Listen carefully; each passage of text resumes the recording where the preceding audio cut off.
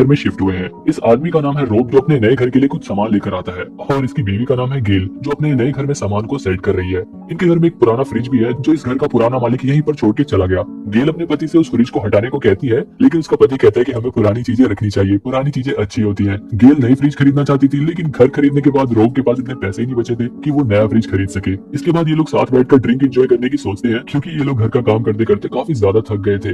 रोब ड्रिंक के लिए फ्रिज में से बर्फ लेने के लिए जाता है, और जैसे ही वो फ्रिज खोलता है, वो देखता है कि फ्रिज के अंदर की बर्फ तो बहुत अजीब तरीके से जम रखी है और बहुत ठोस भी हो रखी है। बड़ी मुश्किल से वो थोड़ी सी बर्फ निकाल लेता है और उसे अपनी ड्रिंक में मिलाकर वो अपनी ड्रिंक को एंजॉय करते हैं। थोड़ी देर में रोब ध्यान देता है कि उसकी ड्रिंक में जो आइस थी, उस बर्फ के अंदर कुछ है। रोब उस बर्फ को गिलास से निकालता है और वो देखता है कि उसके अंदर तो कुछ है। इसके बाद गेल एक मैग्नीफाइंग ग्लास को लेकर आती है, जिसके जरिए वो बर्फ को देखते हैं, तो उन्हें पता चलता है कि बर्फ में तो एक छोटा सा नन्हा सा जानवर लग रहा है, और ये नन्हा सा जानवर एक छोटा सा मेमथ लग रहा था, जिसके ऊपर कई सारे भाले मारे गए थे। लेकिन इतना छोटा मेमथ असलियत में वो भी बर्फ के अंदर मरा हुआ देखकर ये लोग हैरान थे। इसलिए गेल फटाफट जाकर फ्रिज खोलती है और उसके अंदर की सारी बर्फ निकाल देती है। गेल फ्रिज को देखकर काफी हैरान थी, क्योंकि फ्रिज के अंदर तो एक छोटी सी अलग ही दुनिया बसी हुई थी, वो भी बिल्कुल हमारी दुनिया की तरह। लेकिन यहाँ का टाइम बहुत जल्दी जल्दी बीत रहा था। यहाँ का एक सेकंड बीतता तो वहाँ कई हफ्ते बीत रहे थे। इन सभी चीजों को देखकर गेल और रोब को कुछ समझ नहीं आ रहा था कि आखिर ऐसा कैसे हो सकता है, क्योंकि फ्रिज के अंदर की जो दुनिया थी उसमें इंसान भी थे, और वो भी जिंदा। वो छोटे छोटे इंसान गेल और रोब को देख सकते थे। शायद इन लोगों को गेल और रोब कोई दानव लग रहे हो, या फिर कोई राक्षस, लेकिन इन लोगों को इन दोनों से कोई दिक्कत नहीं थी। इसके बाद वो फ्रिज बंद कर देते हैं,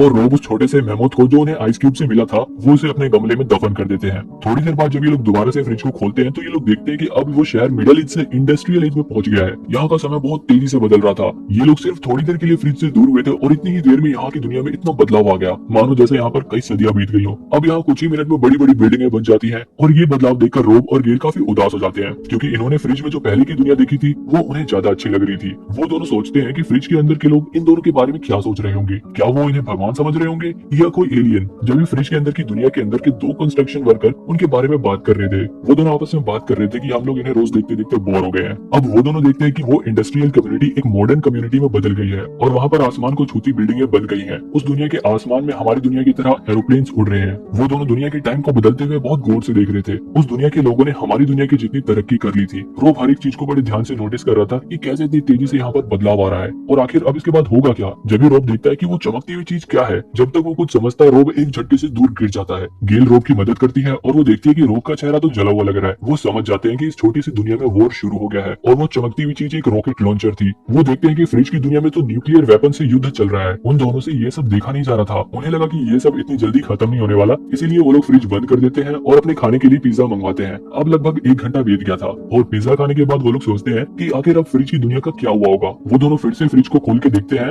हालांकि इस बारी वो लोग काफी डरे हुए थे, लेकिन इस बारी फ्रिज खोलते ही वो लोग बड़े हैरान हो जाते हैं, क्योंकि वहाँ वॉर खत्म हो गया था, और अब यहाँ की दुनिया में इतनी ज्यादा तरक्की कर ली थी। यहाँ की टेक्नोलॉजी इतनी एडवांस हो गई थी, हर एक छोटी से लेकर बड़ी चीजों में इन छोटे छोटे इंसानों ने बहुत ज्यादा तरक्की कर ली थी। गेल और रोब उस सिटी की इस स्टेज को अपनी दुनिया से कंपेयर करते हैं, और सोचते हैं कि शायद हमारी दुनिया में हम भी एक समय इतने एडवांस हो जाएंगे। इसके बाद वो देखते हैं कि सिटी में एक बड़ा सा पिरामिड स्ट्रक्चर बिल्डिंग है, जिसमें बहुत सारी लाइंस कनेक्टेड हैं। उन दोनों को लगता है कि अब शायद सभी लोग इस पिरामिड स्ट्रक्चर बिल्डिंग में रहते हैं। इसके बाद वो पिरामिड स्ट्रक्चर सिटी की सारी बिल्डिंग को अपने अंदर एब्जॉर्ब कर लेता है, और एक एनर्जी बॉल में बदलकर फट जाता है, जिसकी वजह से लाइट के छोटे छोटे स्पार्क्स उनके कमरे में फैल जाते हैं। और ये सब देखकर गेल और रोब काफी ज्यादा हैरान थे। उन्हें ये सब कोई सपना लग रहा था। इसके बाद वो सभी लाइटनिंग स्पार्क इकट्ठा होकर वापस फ्रिज में चले जाते हैं, और एकदम से गायब हो जाते हैं। वो दोनों फ्रिज को बड़े ध्यान से देख रहे थे कि आखिर अब क्या होगा, लेकिन फ्रिज में अब कुछ नहीं होता। गेल को लग रहा था कि अब सब कुछ खत्म हो गया। दरअसल ये सब कुछ दुनिया के अंत को दर्शाता है। रोब फ्रिज का स्विच निकालकर फ्रिज को बंद कर देता है, और वो दोनों आपस में गले मिलते हैं, क्योंकि उन्होंने थोड़ी देर में शायद बहुत सारी चीजें देखी, कैसे पास्ट में दुनिया शुरू हुई, और प्रेजेंट में उन्होंने कैसे तरक्की करी, और फ्यूचर में उनका कैसे अंत हुआ।